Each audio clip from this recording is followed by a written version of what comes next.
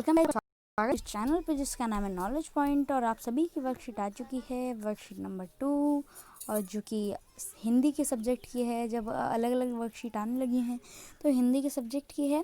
और यहाँ पे शिक्षा निदेशालय की तरफ से आपकी वर्कशीट आ चुकी है।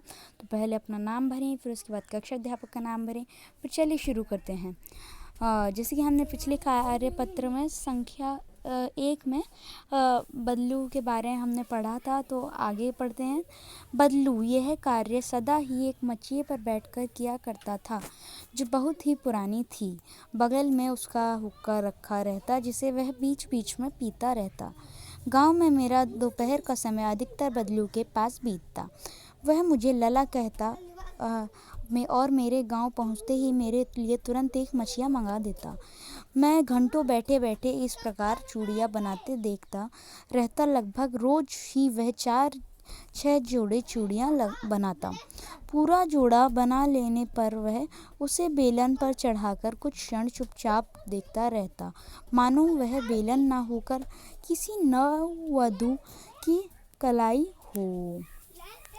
तो यहाँ पे क्या कहा जा रहा है कि बदलू जो है वह यह कार्य सदा एक मतलब जो बदलू लाख की चूड़ियाँ बनाता है, तो वो हमेशा यह कार्य सदा एक मचिया पे बैठ के, मचिया यानी कि मतलब जो एक छोटी सी पीढ़ी होती है, मतलब एक छोटा सा बैठने का संसाधन होता है, यानी कि मतलब बैठने के लिए कुर्सी सी होती है, वो एक छोटी सी, तो वो और आगे क्या है, बैठकर किया करता था, जो बहुत ही पुरानी थी, जो बहुत पुरानी थी।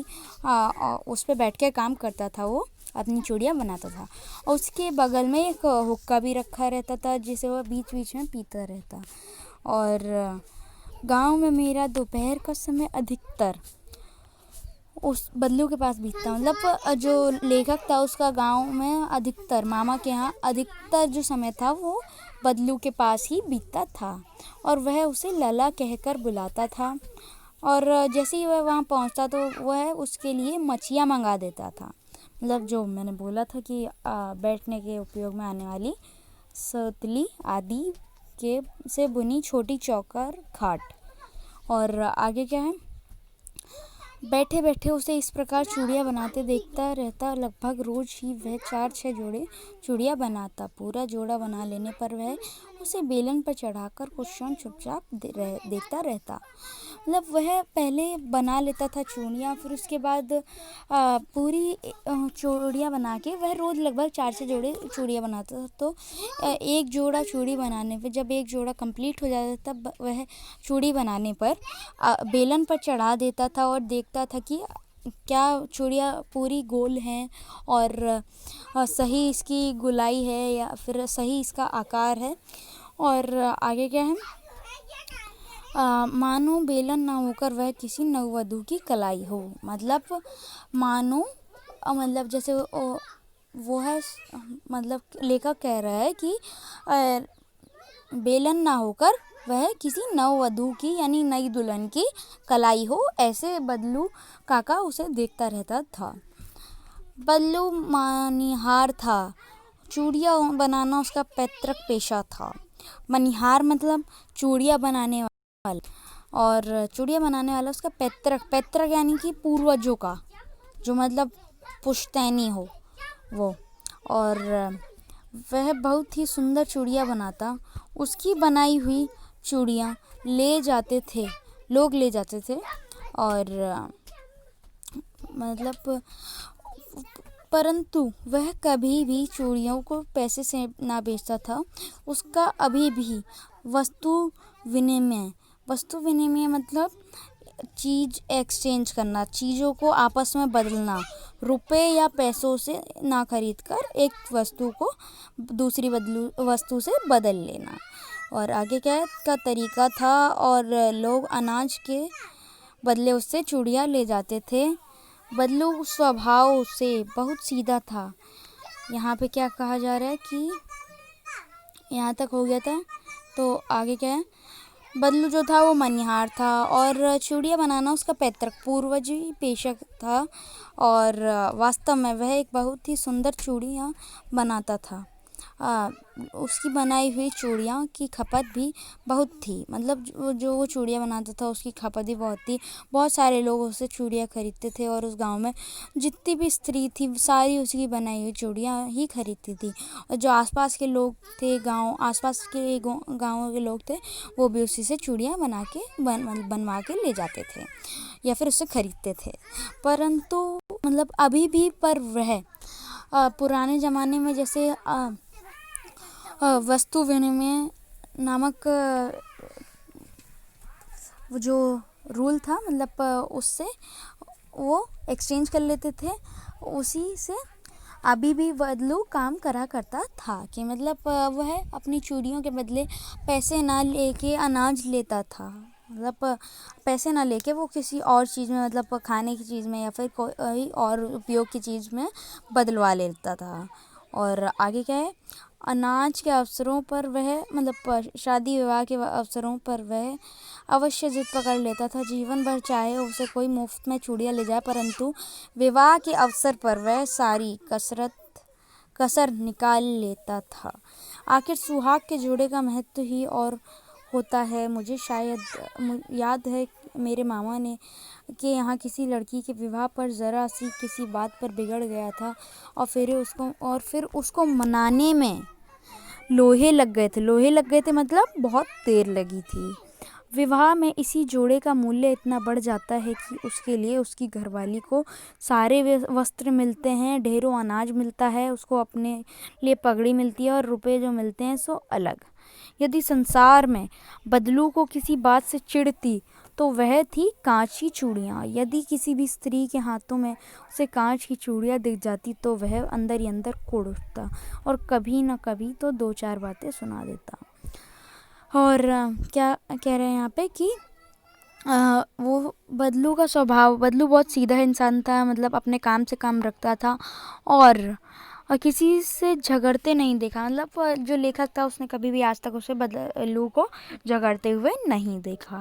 और आगे क्या है, शादी विवाह के अवसरों पर वह अवश्य जिद पकड़ लेता था। मतलब जब शादी विवाह होते थे तो वह अवश्य जिद पकड़ लेता था कि मतलब मुझे चाहिए तो चाहिए। और मतलब जीवन भर चाहे उससे कोई, मतलब चाहे पूरी ज़िंदगी भर उससे कोई चूड़ियाँ फ्री में ले जाए, पर शादी के टाइम पे वह पूरी कसर निकाल लेता था। और उसका मानना यह था कि आखिर सुहाग का जोड़े का महत्व ही कुछ और होता है। इसलिए वह कहता था कि मुझे चाहे जीवन भर मेरे से फ्री चूड़ियाँ ले जाओ, लेकिन शादी विवाह के समय पर मुझे चाहिए। और आगे क्या कहा जा रहा है कि आखिर सुहाग के जोड़े का महत्व ही कुछ और होता है। बदलू कहता था कि सुहाग के जोड़े का महत्व ही कुछ और होता है। मतलब सुहाग के जो जोड़ा होता है वो उसका अलग ही महत्व होता है। और मेरे मामा के यहाँ किसी लड़की के विवाह पर ज़रा सी बात पर बिगड़ गया था। मतलब जब लेखक के यहाँ मामा के गांव में शादी थी तो एक लड़की की, तब वह मचल गया था, मतलब बिगड़ गया था। तो क्या था, और फिर उसे मनाने में लोहे लग गए थे यानी कि बहुत देर लग गई थी, बहुत मुश्किल से वो माना था। और इसी जोड़े का मूल्य इतना बढ़ जाता था कि उसके लिए, मतलब कि शादी के टाइम पे उसे बहुत सारी चीज़ें मिलती थी। आज भी अगर आप गाँव में देखोगे तो जैसे जो ढोल बजाने वाले होते हैं तो उन्हें बहुत सारी चीज़ें मिलती है। तो यहाँ पे क्या क्या है, उसकी घरवाली को वस्त्र मिलते थे और अनाज मिलता था, उसके लिए पगड़ी मिलती थी और जो पैसे मिलते थे वो अलग मिलते थे। तो इसलिए शादी विवाह के टाइम पे उसका महत्व बहुत ज़्यादा बढ़ जाता था। बदलू को किसी बात से चिढ़ थी तो वह कांच की चूड़ियाँ से। यदि किसी भी मतलब जो बदलू था वो कांच की चूड़ियों से उसे बहुत ही चिढ़न थी। अगर किसी के भी हाथों में अगर वो कांच की चूड़ियाँ देख लेता था तो वह बहुत ही चिढ़ जाता था। तो यहाँ पे क्या है, यहाँ पे नए शब्दों से परिचय।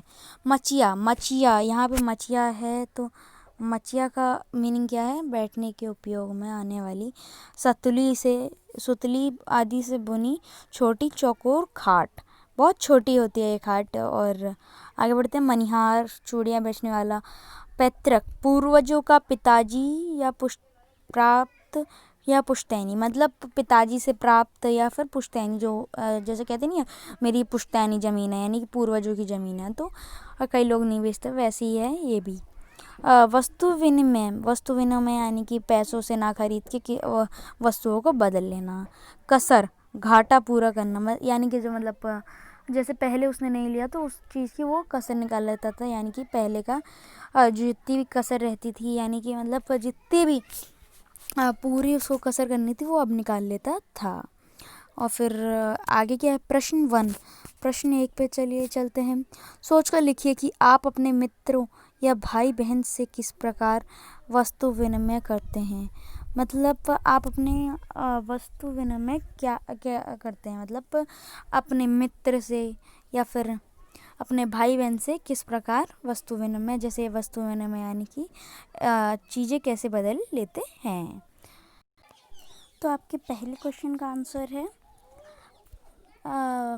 सोच कर लिखिए कि आप अपने मित्रों या भाई बहन से किस प्रकार वस्तु विनिमय करते हैं। तो इसका आंसर हमने करना है ये कि मैं अपने भाई बहनों से अपनी चीज़ के बदले दूसरी चीज़ ले लेता हूँ, जैसे कि मैं अपने काले कलम की जगह पेंसिल ले लेता हूँ।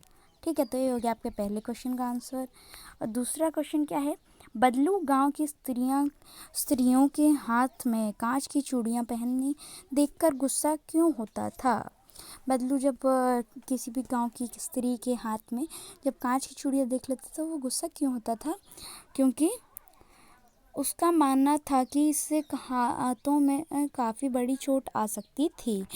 अगर कोई स्त्री काम कर रही है और अगर वो गिर गई तो काफ़ी बड़ी चोट आ सकती थी इससे। जैसे कि यहाँ पे लास्ट में दे रखा है, चिढ़ जाता था, वह थी कांच की चूड़ियाँ, ये अंदर से अंदर कोड उठता था। तो ये हो गया आपका दूसरे क्वेश्चन का आंसर। ठीक है, तो अगले क्वेश्चन की तरफ बढ़ते हैं। कहानी में आई किन पंक्तियों से पता चलता है कि बदलू को अपने काम से बहुत प्यार था। तो किन पंक्तियों से पता लगता है कि बदलू को बहुत प्यार था अपने काम से, तो यहाँ पे आपको लिखना है, यहाँ पे बगल में हुक्का रखा रहता, नहीं यहाँ पे नहीं, यहाँ से लिखिए, बैठे बैठे नहीं, यहाँ से कि लगभग रोज वह 4-6 जोड़ी चूड़ी मंगा देता, यहाँ से लेके लगभग वह रोज 4-6 पूरा जोड़ा बना लेने पर वह उसे बेलन पर कुछ क्षण चुपचाप रखता, मानो बेलन ना होकर वो किसी नववधू की कलाई हो। यहाँ तक आपको कलाई हो तक लिखना है, यहाँ से पूरा आंसर आपको लिखना है। ठीक है, तो ये हो गया आपका आंसर। ये हो गया आपका तीसरा क्वेश्चन का आंसर। तो चलिए बढ़ते हैं अगली क्वेश्चन की तरफ से। यहाँ पे क्या है, कहानियों मुहावरों का प्रयोग हुआ है, जैसे लोहे लगना यानी बहुत काम करना। गद्यांश में अन्य किसी मुहावरे की खोज कर उसके अर्थ लिखिए। कसर निकालना, कमी पूरी करना, कसर निकालना, यहाँ पे कसर निकाल लेता था इसी से, और कमी पूरी करना इसका हो जाएगा। और फिर आगे क्या है, अगला क्वेश्चन और लास्ट क्वेश्चन, आप छुट्टियों में जिनके घर जाते हैं उनके घर की दिनचर्या आपके घर से अलग कैसे होती है, लिखिए। मैं छुट्टियों में अपने नानी के घर जाता हूँ। ठीक है, और दिनचर्या कैसे अलग होती है इसका भी मैं बता रहा हूँ आपको। दिनचर्या ऐसे अलग होती है कि वहाँ पर मेरे बहुत सारे मित्र मिलते हैं, मेरे को बहुत सारे मेरे मित्र मिलते हैं, और वहाँ पे नानी मेरे लिए बहुत सारी चीज़ें भी बनाकर रखती हैं।